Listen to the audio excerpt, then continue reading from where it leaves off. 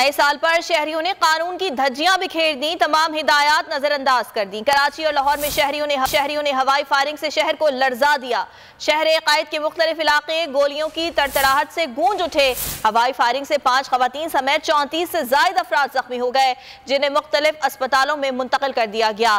Police का बर वक्त एक्शन, शहर भर से हवाई फायरिंग में मुलव्वस 19 मुलजिमान को गिरफ्तार कर लिया गया। पुलिस के मुताबिक गिरफ्तार अफराद के खिलाफ इक़दाम कत्ल का मुकदमा दर्ज किया जाएगा।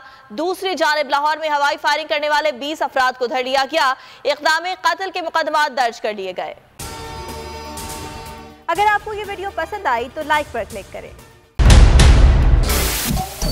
सबसे बड़े चैनल बोल न्यूज के एंकर मखदूम शहाबुद्दीन के प्रोग्राम अब बात होगी ने रेटिंग के तमाम रिकॉर्ड्स तोड़ दिए। मैं हूं मखदूम शहाबुद्दीन और आप देख रहे हैं अब बात होगी। 46% नाजरीन ने बोल न्यूज को देखा।